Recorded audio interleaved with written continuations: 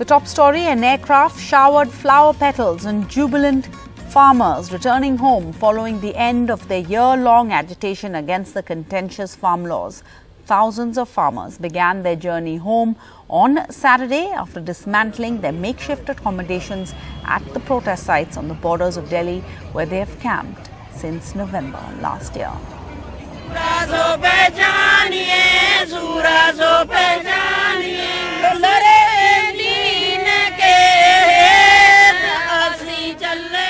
Celebrations at the borders of the national capital as protesting farmers pack up and return home from the protest sites.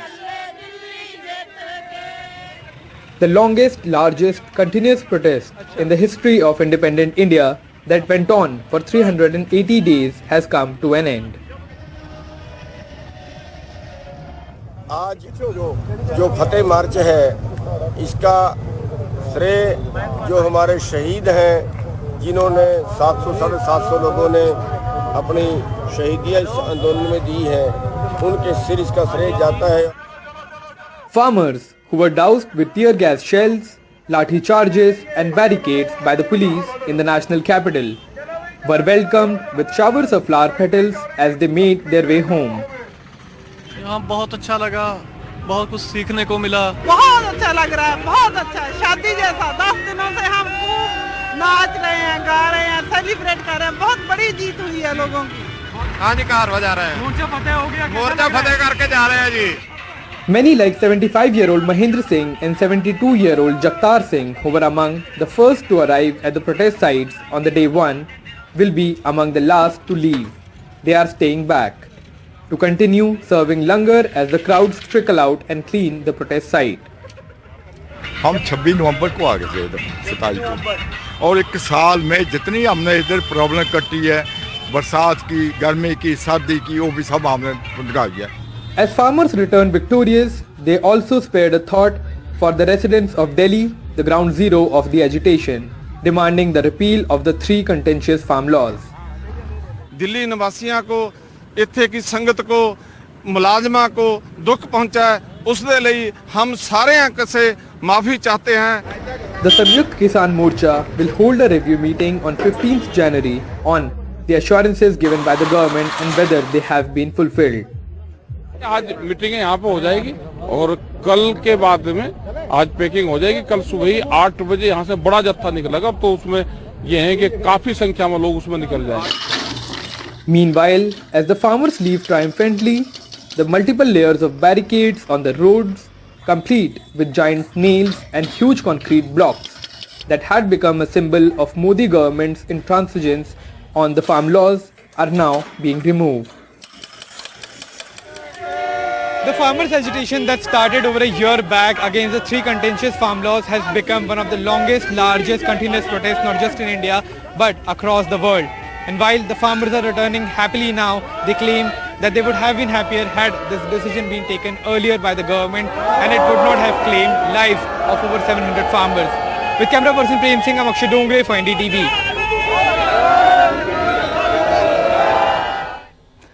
And Prime Minister Modi used another government platform in UP where a crucial state election will begin in 2 months, the inauguration of a canal project in Balrampur, to take multiple swipes at Akhilesh Yadav, the former UP Chief Minister whose Samajwadi Party has emerged as the main challenger to the BJP in the state. Mr. Yadav hit back soon, questioning the BJP and the Prime Minister's use of government machinery for political campaigns. पहले जो सरकार में थे वो mafia को संरक्षण देते थे. आज योगी जी की सरकार माफिया की सफाई में जुटी है. ये तभी तो यूपी के लोग कहते हैं फर्क साफ है. बटन दब गया. Prime Minister Narendra Modi using yet another government platform in UP to launch political attacks on the opposition, including Fark Saaf Hai, a social media campaign by his party in the run-up to the crucial state election that starts in 2 months. The occasion, the inauguration of a 9,800 crore water canal project in Balrampur, 150 kilometers from state capital Lucknow. The BJP claims the Adityanath government has completed a project pending for 4 decades. योजनाओं को समय पर पूरा करना है. The Prime Minister used the occasion to target Samajwadi Party chief Akhilesh Yadav, who had tweeted earlier claiming 3/4 work on the project was completed when he was chief minister. तो सुबह से मैं इंतजार कर रहा था कि कब कोई आएगा, कहेगा कि मोदी जी इस योजना का फीता तो हमने काटा था. आपके मेहनत का एक एक रुपया सही समय पर सही काम के लिए उपयोग होना चाहिए था कि नहीं होना चाहिए था. जिन्होंने नहीं किया वे आपके गुनहगार है कि नहीं है? आपके गुनहगार है कि नहीं है? ऐसे लोगों को आप सजा देंगे कि नहीं देंगे? पक्का देंगे? समाजवादी पार्टी का. Minutes after the Prime Minister's speech, Akhilesh Yadav picked on the BJP's poll slogan "Fark Saaf Hai" at this Lucknow presser, also targeting the use of government machinery like buses to organize multiple quasi-political events in the past month. इस तरीके से हजारों बस कभी भी किसी political party ने सरकार के माध्यम से सरकारी बसों का इस्तेमाल नहीं किया होगा. पूरे प्रदेश में अभी तक भारतीय जनता पार्टी जनता की रैली नहीं कर पाई है. ये सब सरकारी रैली कर रही है.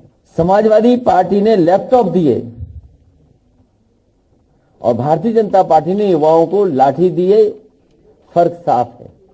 The Prime Minister will be in Uttar Pradesh again on Monday in Varanasi, where I am right now, to inaugurate the 800 crore rupee Kashi Vishwanath corridor, another government project. By the end of his Varanasi visit, the Prime Minister would have spent 1/3 of the past month in Uttar Pradesh, and polls have not even been announced yet. With camera person Vineet Verma, this is Alok Pandey, NDTV.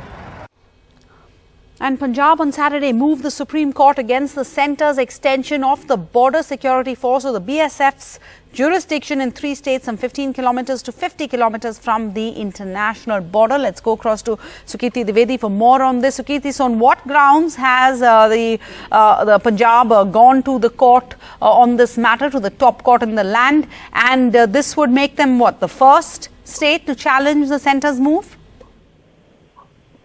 Well, the ground that the Punjab government is making the suit that they filed against the centre's move.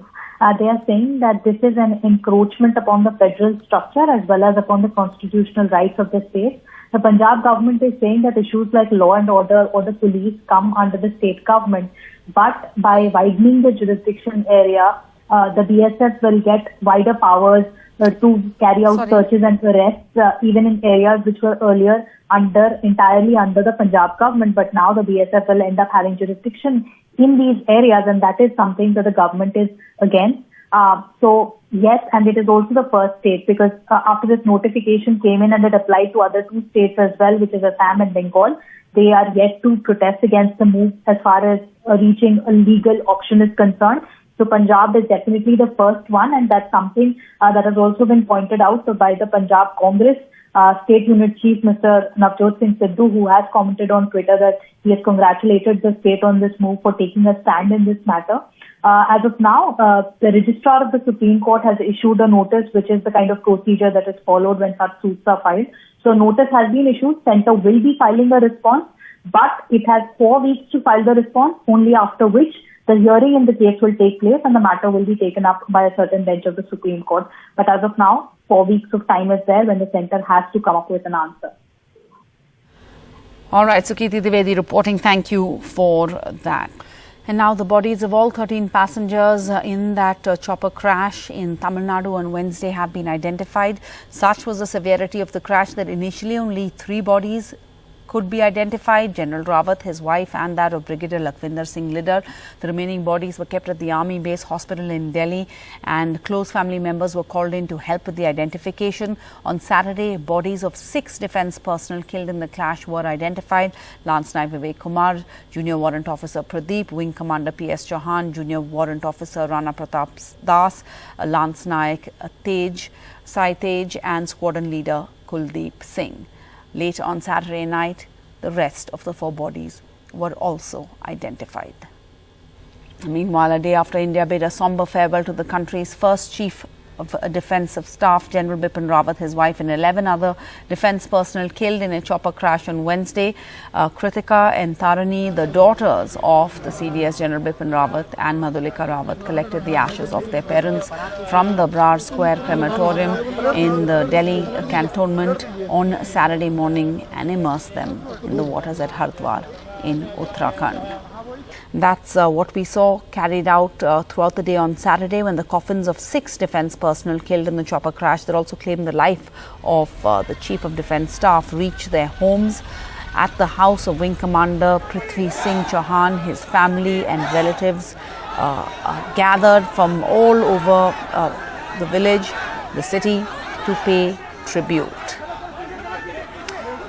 And at the home of squadron leader Kuldeep Singh, his coffin reached his home too. Similar scenes were seen there.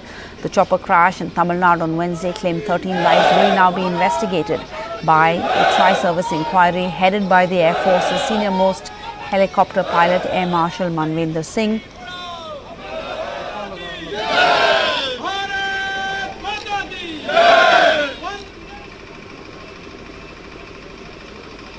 Such was the severity of the crash that only 3 bodies could initially be identified. 4 more have been identified today. And in Odisha, the Chief Minister, Naveen Patnaik, paid tribute to JW Rana Pratap Das in Bhubaneswar. Rana Pratap Das, the JWO, was one of the 13 who lost their lives in the Tamil Nadu chopper crash. And the Himachal Pradesh Chief Minister received the mortal remains of the para-commando Lance Naik Vivek Kumar. He was among the 13 who were killed in the crash, including the Chief of Defence Staff and his wife. The Chief Minister paid tributes to Lance Naik Vivek Kumar, who hailed from Jaisingpur in Kangra district, by laying a wreath on his body. Lance Naik Vivek Kumar has a 6-month-old child. And Delhi logged its 2nd case of Omicron as a traveller who returned from Zimbabwe tested positive for this new variant. With the latest infection, India has now logged 33 cases of the new variant that has sparked a fresh worry worldwide. And on a day when the city of Mumbai reported 3 new cases of the Omicron variant that took Maharashtra's tally to 17 and India's to 32, the police in Mumbai ordered a 2-day ban on large gatherings. The restrictions impose prohibiting rallies and protest marches, including people and vehicles, over the next 2 days. So it's for the entire weekend, really. The order was issued by the Deputy Commissioner of Police.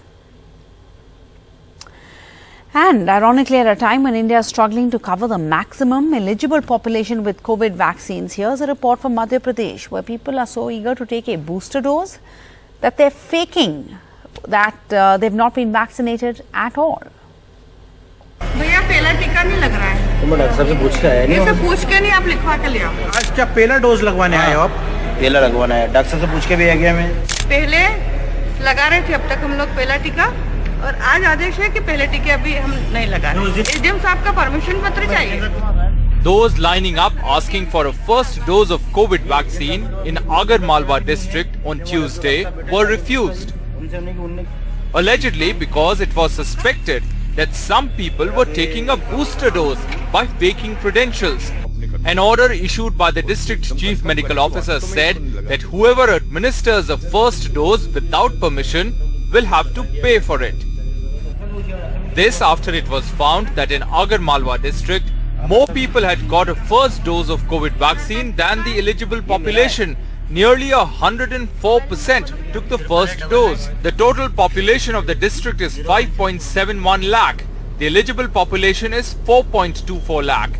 Those who got the first dose, 4.38 lakh.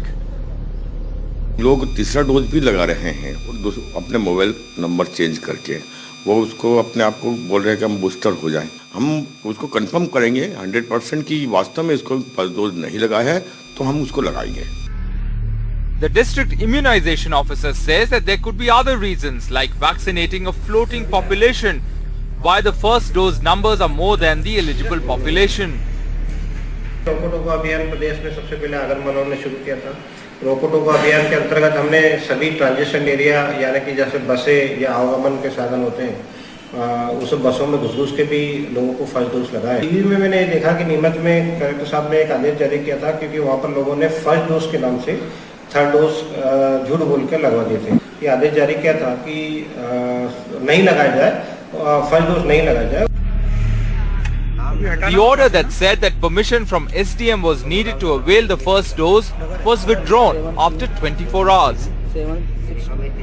India has not yet begun administering booster doses for the COVID-19 vaccines, but in few districts, people who had completed both the doses got the third dose, considering it as a booster vaccine after changing their mobile number given for registration. With Zafar Multani, Nagar Malwa, and camera person Rizwan Khan in Bhopal, Anurag Dwari for NDTV. Now, Jayalalitha's niece, Deepa Jayakumar, has taken possession of the former Chief Minister's Pose Garden residence in Chennai after the Madras High Court ruled that the property the AIADMK government had turned into a memorial ought to be handed over to the legal heirs, Deepa and her brother Deepak Jayakumar. அதாவது அது நான் இப்ப சொன்னபடி இது வந்து ஒரு சட்ட போராட்டம் மட்டுமே கிடையாது. இது ஒரு உரிமை போராட்டம், ஒரு தார்மீக ரீதியான போராட்டம். அத்தை அவங்க எங்க குடும்பத்துல அவங்க தான் எல்லாமே, அவங்க எங்க ஃபேமிலிக்கு அவங்க தான் எல்லாம்.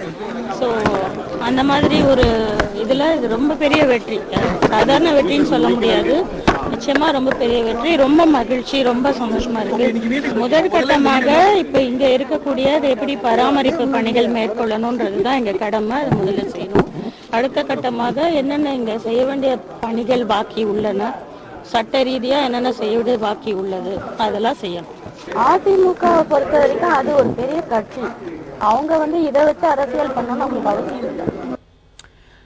And on Saturday, it was 1 week of the Nagaland killings, and in the Mon district, a massive rally was taken out by local Naga people against the centre, asking for the immediate repeal of AFSPA, the arrest of army personnel involved in last week's killing of 14 civilians, and an apology from the Home Minister for an alleged false statement made in Parliament over the Nagaland killings.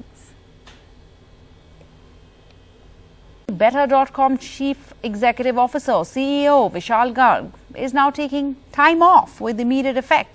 That is what was reported. Vice reported on Friday, citing an email from the digital mortgage company's board. CEO Garg apologized earlier this week for his manner of handling the layoffs at this company after a video of him firing 900 people via a Zoom call went viral on social media. And a heritage luxury limited edition watch believed to have been used and belonging to the football legend late Diego Maradona was recovered from Assam on Saturday after it went missing in Dubai. The watch, worth around 20 lakh rupees, was recovered from the possession of an Assam resident who used to work in Dubai and had returned to Assam recently. And the Assam Chief Minister was among the first to break this story on Twitter, where he called it an act of international cooperation, where the Assam police coordinated with the Dubai police to recover this watch.